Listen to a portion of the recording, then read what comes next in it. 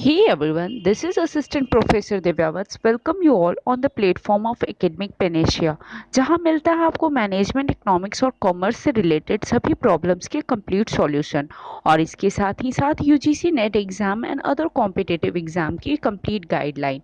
तो ऐसे ही video lecture पाने के लिए बने रहिए हमारे इस चैनल के साथ। तो जैसा कि यूजीसी नेट एग्जाम प्रिपरेशन में टीचिंग एप्टीट्यूड यूनिट को हम डिस्कस कर रहे हैं और उसी यूनिट में हमारा second segment that is learning हमारा चल रहा है।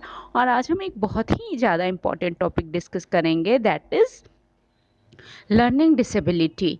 ये आपका एक बहुत ज़्यादा इम्पॉर्टेंट टॉपिक हो जाता है। इससे डायरेक्ट क्वेश्चंस भी बहुत बार पूछे गए हैं और इनडायरेक्ट में अगर हम बात करें तो मैचिंग से के क्वेश्चन भी इसमें काफ़ी ज़्यादा बार पूछे गए हैं। बहुत सारी बारी में इससे क्वेश्चन आए हैं, तो इसे एक बार कंप्लीट नोट्स आप प्रिपेयर कीजिएगा। तो बढ़ते हैं आज के लेक्चर में। Learning disorder, learning disorder is also known as learning disability, learning disorder और लर्निंग डिफ़िकल्टी। ओके, ये कई तरह के हो सकते हैं। Disabilities in the form of visual disability, hearing disability, learning disability, physical, आपके नॉन वर्बल, कई तरह के आपके लर्निंग डिसेबिलिटीज़ हो सकते हैं। अब इसमें जो इम्पॉर्टेंट है यूजीसी नेट एग्ज़ाम के अकॉर्डिंग हम उसे वन बाय वन डिस्कस करते हैं। तो देखिए, पहले कुछ जो ज़्यादा इम्पॉर्टेंट ज़्यादा बार आपके पूछे हुए हैं उसे डिस्कस करेंगे। उससे पहले हम ये जानते हैं लर्निंग डिसऑर्डर होता क्या है। तो लर्निंग डिसऑर्डर या लर्निंग डिफ़िकल्टी या लर्निंग डिसेबिलिटी क्या होता है उसे हम वन बाय वन डिस्कस करेंगे।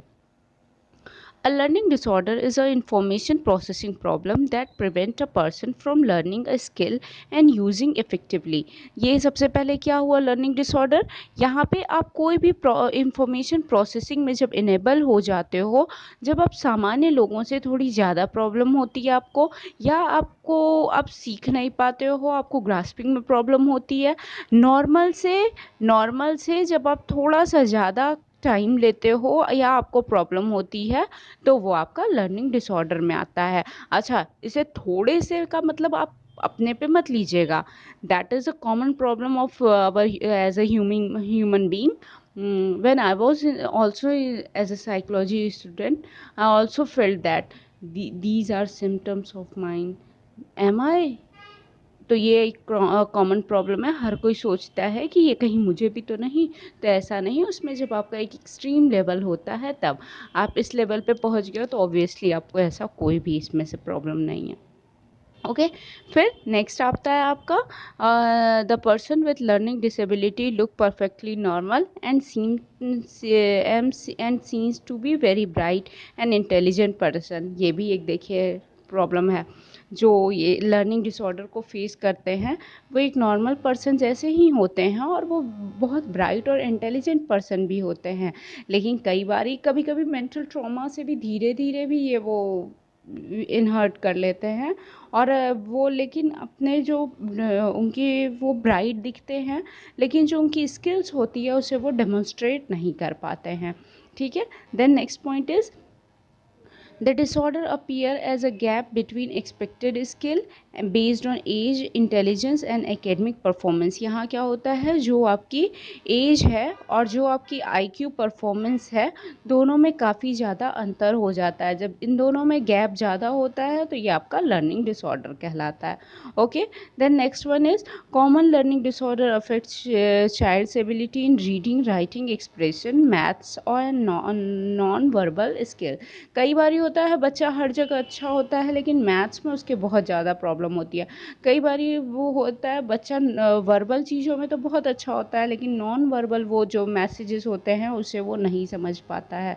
तो ये सारी प्रॉब्लम्स कई तरह के हैं, इसे वन बाय वन डिस्कस करेंगे। लास्ट पॉइंट है इसमें, people with learning disability can achieve success with appropriate support and intervention। ऐसा नहीं है जिसे लर्निंग डिसऑर्डर है ये लाइफ लॉन्ग उसके इस प्रॉब्लम से वो जूझता ही रहेगा, इसका कोई इलाज नहीं है। अगर उसे अप्रोप्रिएट सपोर्ट और इंटरवेंशन दिया जाए तो वो धीरे धीरे इन चीज़ों को ग्रेजुअली इसे ओवरकम करके और वो एक नॉर्मल पर्सन बन जाएगा और ये इस जो प्रॉब्लम से वो जूझ रहा है इससे वो बाहर आ सकेगा। तो अब जो इम्पॉर्टेंट लर्निंग डिसऑर्डर डिसऑर्डर्स कुछ हैं उन्हें डिस्कस करते हैं। तो देखिए इसमें एक डिसलेक्सिया काफ़ी बारी पूछा हुआ है, डिस्कैल्कुलिया, डिस्ग्राफिया, ठीक है, ये तीनों तो कई बारी पूछे हुए हैं। ये एक आपका नॉन वर्बल आपका पूछा हुआ है, और ये डिस्फ्रेजिया ये भी पूछा है। अब इसे वन बाय वन डिस्कस करते हैं। पहले क्लासिफाई करेंगे कि केस हेड में क्या आता है, जिससे कि इस नेक्स्ट चार्ट से आपको चीज़ें ज़्यादा अच्छे आप अंडरस्टैंडिंग कर पाओगे। तो चलिए, इसमें क्या है, टाइप ऑफ लर्निंग डिसऑर्डर। इसका आपको स्क्रीनशॉट लेना होगा तो ले लीजिएगा, या अपने नोट्स में नोट डाउन करना होगा तो इसका नोट्स प्रॉपर बना लीजिएगा, क्योंकि यहाँ जो मैं लेक्चर दूंगी इसमें आपको रिटन नहीं मिलेगा उतना कंटेंट मैं बोल रही हूँ यहाँ पे। ओके, तो टाइप ऑफ लर्निंग डिसऑर्डर में आपके देखिए, सबसे पहले आप दो क्लासेस में इसे क्लासीफाई कर सकते हो, verbal and non verbal category. अब देखिए वर्बल में 4 सेगमेंट हो जाते हैं, ठीक है। पहला जो है आपका रीडिंग डिसेबिलिटी, दूसरा है आपका ओरल लर्निंग डिसेबिलिटी, तीसरा राइटिंग डिसेबिलिटी और डिसऑर्डर, एंड अदर है चौथा आपका, ठीक है। अब इसे वन बाय वन डिस्कस करते हैं। रीडिंग डिसेबिलिटी में मेरे 2 आ जाते हैं, एलेक्सिया एंड डायलेक्सिया।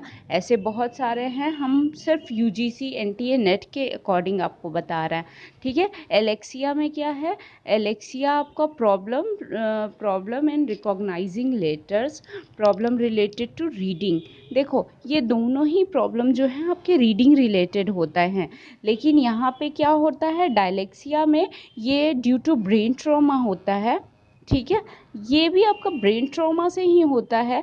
यहाँ पे डायलेक्सिया में आप लाउड रीडिंग नहीं कर पाते हो। देखो दोनों ही प्रॉब्लम आपके रीडिंग डिसऑर्डर का है। एलेक्सिया में you are unable to read, ठीक है, unable to recognise the letters, ये सब आपके प्रॉब्लम होते हैं।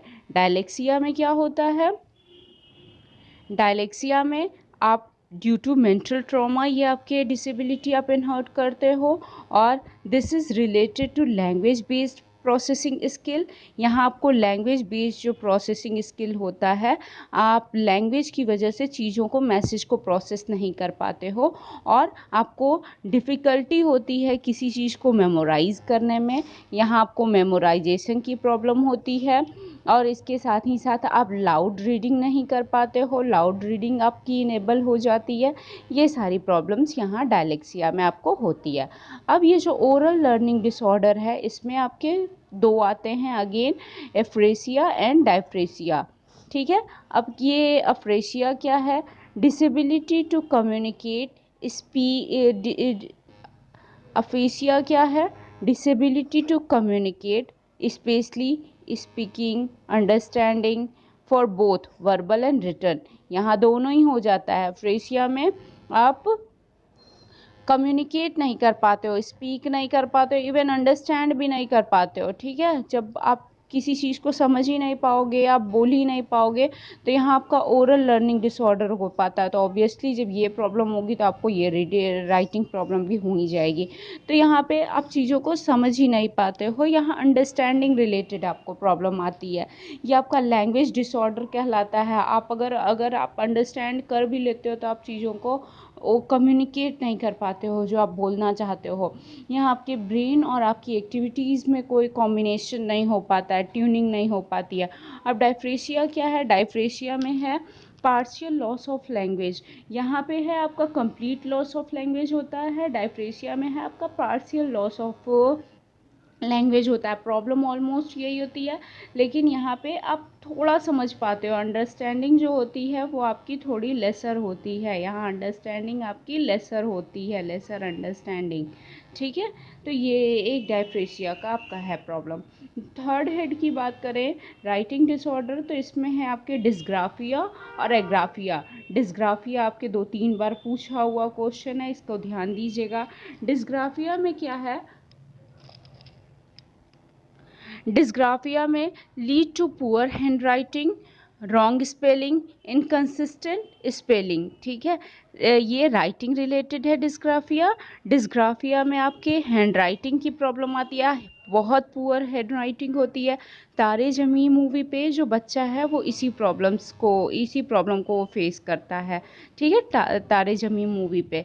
तो डिस्ग्राफिया में आपकी हैंड राइटिंग की प्रॉब्लम होती है, आप स्पेलिंग्स को प्रॉपर नहीं लिख पाते हो, आपको स्पेलिंग्स में भी आप कोई फिगर और डायग्राम बनाने लगते हो, ठीक है, ये सारी प्रॉब्लम्स यहाँ होती हैं।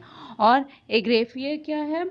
एग्रेफिया में आप loss of previous ability to write, पहले आप लिख लेते थे लेकिन जो प्रीवियस आपकी एबिलिटी टू राइट थी वो अब आपकी धीरे धीरे लॉस हो जाती है। ये पार्शियली होता है, ठीक है, ये ग्रेजुअली होता है धीरे धीरे ड्यू टू मेंटल ट्रॉमा। ये कई बार बार मैं बोल रही हूँ, ऐसा नहीं है बर्थ आपको ये सारे डिसऑर्डर हो, धीरे धीरे due to mental trauma, due to other reasons आपको ये मेंटल और लर्निंग डिसऑर्डर्स हो सकते हैं। Okay, then other learning disorders की अगर हम बात करें तो इसमें डिस्कैलकुलिया आपका एक इम्पॉर्टेंट है, ये आपके कई बार पूछा है। तो डिस्कैलकुलिया में क्या है? कैलकुलिया ऑब्वियसली क्लियर हो रहा है, कुछ मैथ से रिलेटेड प्रॉब्लम होगी, तो जहाँ नंबर से रिलेटेड प्रॉब्लम आए वो आपका कैलकुलिया है। जहाँ आपको कैलकुलेशन में जब प्रॉब्लम आने लगी तो ये आपका disability with numbers and mathematical problems जब होता है तो वो आपका डिस्कैलकुलिया कहलाता है। अब नेक्स्ट जो है आपका डिस्फ्रेक्सिया, डायफ्रेक्सिया। डायफ्रेक्सिया में क्या हो जाता है? Dyspraxia is also known as DCD। DCD means developmental coordination disorder. DCD developmental coordination disorder, ठीक है। DCD डेवलपमेंटल कोऑर्डिनेशन डिसऑर्डर आपका DCD कहलाता है। DCD इसे और भी, ये डायफ्रेक्सिया जो है इसे और भी नामों से जाना जाता है, दैट इज़ अटेंशन डेफिसिट, यहाँ आप चीज़ों को प्रॉपर अटेंशन नहीं दे पाते हो, या हाइपर एक्टिविटी डिसऑर्डर इसे भी कहते हैं, हाइपर एक्टिविटी डिसऑर्डर, ठीक है। या इसे ADHD भी कहते हैं। तो इसमें क्या होता है आपको प्रॉब्लम? यहाँ पे problem with movement coordination and language speech. आप जैसा आपका बॉडी का मूवमेंट होना चाहिए और जो आपको मेमोरी से या माइंड से मैसेज आ रहा है, आपके कॉग्निशन से जो मैसेज आ रहा है, दोनों में कोई ट्यूनिंग नहीं बन पाती है। Problem with movement of your body parts and coordination with your language and speech. दूसरा इसमें क्या हो जाता है? Problem in staying focused and pay attention and controlling behaviour together. इसमें क्या हो जाता है आपके प्रॉब्लम? ये यहाँ पे आपके problem with staying focused and pay attention and controlling behaviour together, ठीक है। अब नेक्स्ट जो हम बात करेंगे एप्रेक्सिया। एप्रेक्सिया में आपके क्या है? Apraxia due to brain disease और डैमेज, ब्रेन में आपके कोई डैमेज या ब्रेन डिजीज़ की वजह से एप्रेक्सिया आपको होता है। Brain is not able to give correct instruction to your body. यहाँ पे आपके ब्रेन डिजीज़ की वजह से होता है, तो जो आपका ब्रेन है वो अनेबल हो जाता है आपके बॉडी को प्रॉपर मैसेज प्रोवाइड करने में, ठीक है। यहाँ पे person has desire to capacity both but brain not supporting body movement. यहाँ भी आपका जो ब्रेन है वो बॉडी मूवमेंट को सपोर्ट नहीं कर पाता है। आपकी बॉडी विलिंगनेस टू डू होती है लेकिन आपका ब्रेन का इतना सपोर्ट ही नहीं होता है, ब्रेन ऐसा मैसेज ही नहीं कन्वे कर पाता है जिससे कि आपका बॉडी मूवमेंट प्रॉपर हो सके, ठीक है। तो ये था। अब नॉन वर्बल क्या है? नॉन वर्बल ऑब्वियसली किसी के अगर जेस्चर पोस्चर उसके इंडिकेशंस को हम ना समझ सके, जेस्चर है आपका, पोस्चर है, आपके इंडिकेशंस आ जाते हैं। इसके अलावा उसके कोई भी ऐसा पैरा लैंग्वेज है या उसके फेशियल एक्सप्रेशन है, आई एक्सप्रेशन है, बॉडी मूवमेंट है, जब हम उन चीज़ों को नहीं समझ पाते हैं तो ये सारी प्रॉब्लम्स हमारा नॉन वर्बल लर्निंग डिसऑर्डर में आता है। कई बार ये होता है कि हम कॉमन साइंस को भी नहीं समझ पाते हैं, किसी के फेशियल एक्सप्रेशंस को भी हम नहीं समझ पाते हैं, तो वो आपके हम नहीं मीन्स जो इस प्रॉब्लम से सफ़र कर रहे हैं वो, तो वो उसे नहीं समझ पाते हैं, तो यहाँ पे नॉन वर्बल आपका लर्निंग डिसऑर्डर हो जाता है। होपफुली ये आपको क्लियर रहा होगा। अब जो कुछ इंपॉर्टेंट बार बार पूछे गए हैं उसे मैं यहाँ ब्रीफ की हूँ, मैंने सारे को ब्रीफ नहीं किया है। अगर आपको इसका डिटेल लेक्चर चाहिए तो आप कमेंट बॉक्स में लिखना, मैं इसका हर एक प्रॉब्लम्स, जितने भी प्रॉब्लम्स मैंने डिस्कस किए हैं जिसको कि ओरल मैंने बताया है आपको, इसको मैं प्रॉपर नोट्स में करके आपको अपने टेलीग्राम चैनल में दे दूँगी अगर आपको ज़रूरत होगी तो। अदरवाइज़ एनटीए नेट के जो फेवरेट कुछ डिजीज़ेस हैं वो ये हैं, उसे मैंने यहाँ कर दिया है। हाँ, लेकिन एनटीए नेट का कोई गारंटी भी नहीं है कि वो सिर्फ यहीं से पूछेगा, तो अगर आपको ज़रूरत होगी तो आप कमेंट बॉक्स में बताइएगा। मैं इन सब पे एक प्रॉपर ब्रीफ नोट्स बना के आपको टेलीग्राम में शेयर कर दूँगी। जैसा आपको रिक्वायर्ड होगा आप उसे कमेंट बॉक्स में ज़रूर बताइएगा। ओके, अगर वीडियो अच्छा लगा हो then hit the like button and share with your friends because sharing is caring. और हाँ, अगर आप चैनल पे हमारी पहली बार हैं तो ज़रूर इसे सब्सक्राइब कीजिएगा, क्योंकि ऐसे ही बहुत सारे इंफॉर्मेटिव वीडियोज़ आपको आगे भी मिलती रहेंगी। So thank you, thanks for